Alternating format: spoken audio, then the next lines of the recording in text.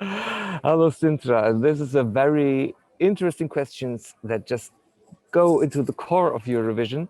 In fact, how do you want a competition where countries vote each other and give each other points not to be political? Well, from the very beginning, the Eurovision Song Contest was kind of political because it was made for the European public broadcasters as a platform to cooperate. So on this level, it's about media politics. And in the beginning, in fact, the contest was more about music than now because on the scoreboard, you had the names of the songs and not the countries.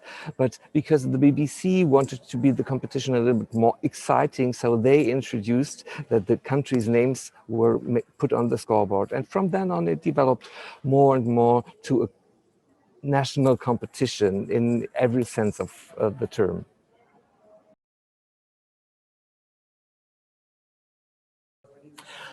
Well, John, this is also a very interesting view on the contest. I think the Belarusian example of this year is quite extraordinary because normally Eurovision is used to blame a neighboring country for something that happened a century ago or some conflicts that are still going on, of course. But this year for Belarus, this was the first time that a song was turned against a nation's own people.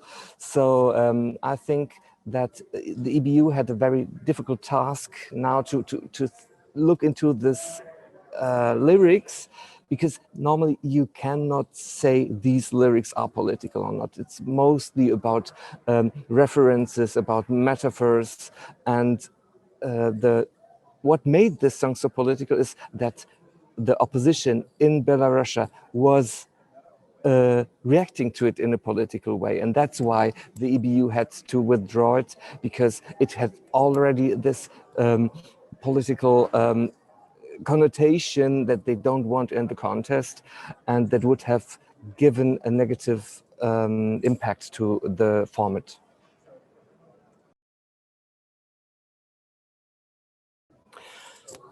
Alexandra, you are just hitting the nail on the top. It's exactly what Eurovision is for me. It's about conveying national culture, to make us acquainted with the varieties of different cultures within Europe, to embrace them and not to make them equal. So at the moment, I fear a little bit that some countries tend to choose songs that are supposed to please everybody without giving an idea of what this country, what its culture is about. So for me, I think this aspect of conveying national culture, national music culture in Eurovision is the most important one. And personally, I would wish that the organizers would put back something in their original rules that was written there until the mid 2000s, that the national entry should have some kind of national cultural flavor. And unfortunately, they took this out of the rules, but I wished that more countries would dare to use Eurovision for that purpose.